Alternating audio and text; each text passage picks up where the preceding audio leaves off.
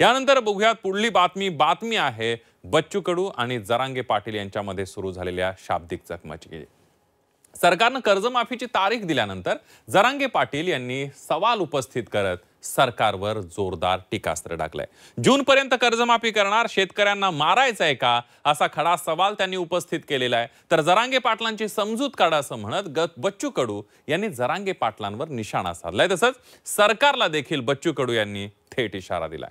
बघूया। ही शेतकऱ्यांची गोरगरीब महाराष्ट्रातल्या जनतेची ही प्युअर फसवणूक आहे। तुम्ही आश्वासनं देताल, तुम्ही सांगणार की आम्ही शब्द देतो, आज शब्दावरती पोट भरणार नाहीये। आता ते समजणाऱ्याला समजून घ्यावं। ज्याला आम्ही पाहतो शेंगदाण्याची चव माहित नाही, तो जर काजूची सांगत असेल तर त्याला काय करणार आहे? हम झुकने वाले नहीं, हम मर जाएंगे लेकिन झुकने वाले नहीं। बच्चू कडूंच्या आंदोलनानंतर सरकारने दिलेल्या कर्जमाफीच्या तारखेवरून जरांगे पाटलांनी सवाल उपस्थित केले। एवढंच नव्हे तर जरांगेंनी सरकारवर देखील निशाणा साधलाय। दरम्यान यानंतर बच्चू कडूंनी जरांगे पाटलांवर पलटवार केला। सरकारने शेतकऱ्यांची फसवणूक केल्याचा आरोप जरांगेंनी केला, तर शेंगदाणा आणि काजूचं उदाहरण देत कडूंनी जरांगे पाटलांवर पलटवार केलाय। ही शेतकऱ्यांची गोरगरीब महाराष्ट्रातल्या जनतेची ही प्युअर फसवणूक आहे।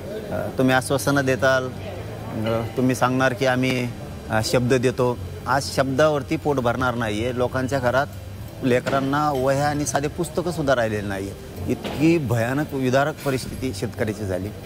त्यांच्या जनावरांपासून पिकापासून सगळं वाहून गेलं आणि तुम्ही शब्द देणार किंवा आश्वासन देणार याच्यावरती शेतकरी जगू शकणार नाही। फसवलं, पुन्हा एकदा शेतकऱ्यांना सरकारनं फसवलं। 30 जून म्हणजे मेला ना शेतकरी तोवर।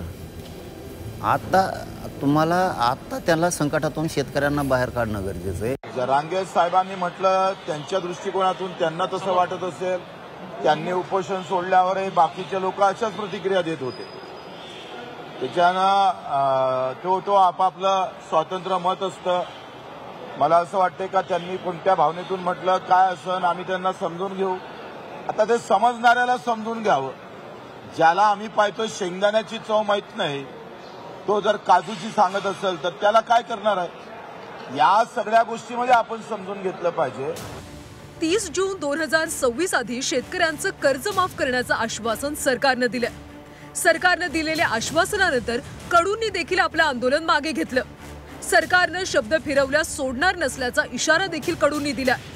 तर समितीच्या शिफारसीनुसार कर्ज माफ करणार असल्याचं मंत्री आशिष जयस्वाल यांनी म्हटलंय। 30 जून 2026 पर्यंत सगळ्या शेतकऱ्यांची कर्जमाफी झाल्याशिवाय राहणार नाही।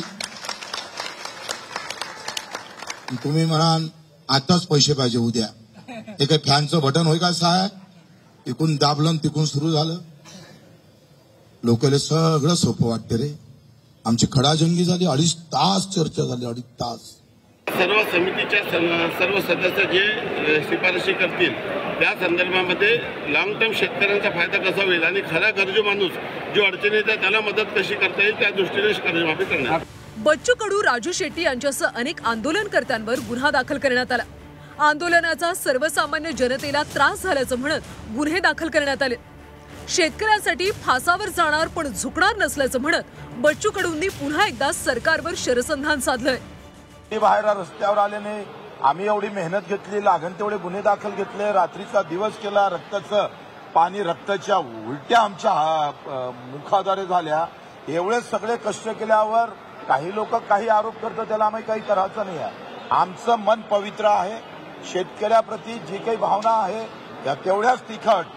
जर दगाफटका झाला तर बच्चू कडू फासावर जायला तयार आहे।